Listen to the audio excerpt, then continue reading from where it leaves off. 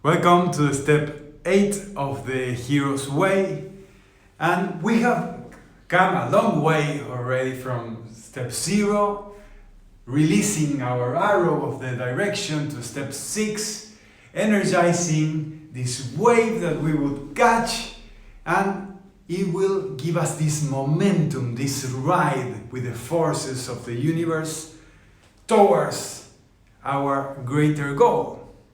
And this is a crucial step, because if we forget this, and many forget this along the way and just remain here on the step 7 and do not get into step 8, they just get a kind of addicted to the ride, just doing magic whenever they can, no matter what direction, or just for the thrill, for the thrill of the ride. And that's required, yes, we take that, and we take magic as resource and the ability of riding waves, because we need that. We need all the human and the divine resources to arrive to this higher realm. The problem is that if we put our hats of, we are magicians already, I can do what I want, we are likely to be taken by the ego and being used, or our magic being taken by the ego means. And we want to highlight that it's not about doing magic. After step 7, I must do this warning. It's not about doing magic. It's about something greater than that, and the magic is the resource, not identifying with the resource. As we said, not put the hat on, I'm already a magician, no. We are heroes, and this is the moment where we become this magical hero, okay? The hero makes challenges that are beyond the possible, that beyond the humanity. That's why we require the magic. And this is where enters step 8, where we recover the wisdom, the Viveka. We have been talking in the Hero's Map.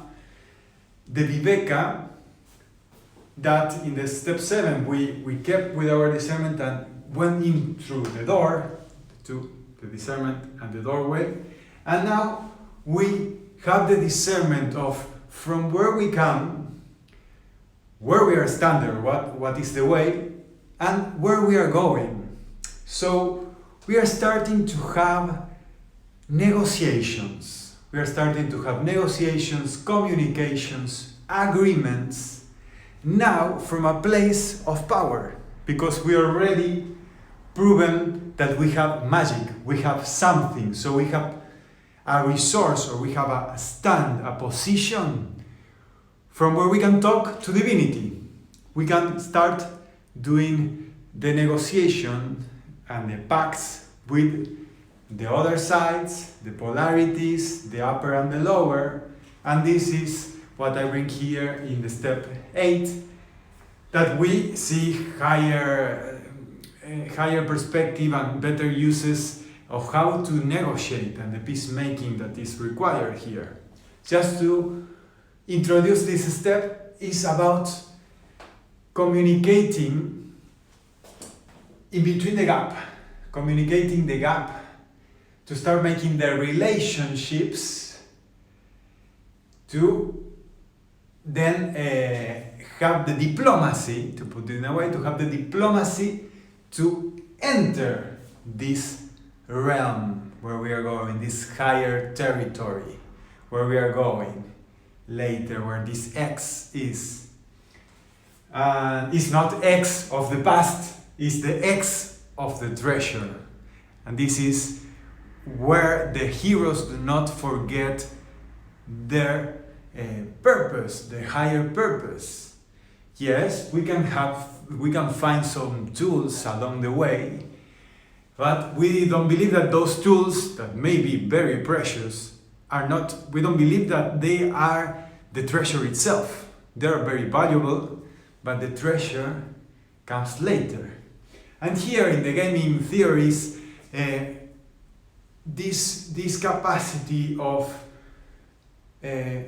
giving a part of us, as the agreement requires, giving a promise that we can keep up to this level, is a point of the matter of the story. I remember Link, the connector, Link, the hero of time of Zelda, that is linking many realms, and to each of the guardians of the realms is negotiating and having some promise in the future. And then he connects with the future, with the 7 years in the future, and he has some promises and also some agreements with all those realms, and that's from where we are going to start making an alliance.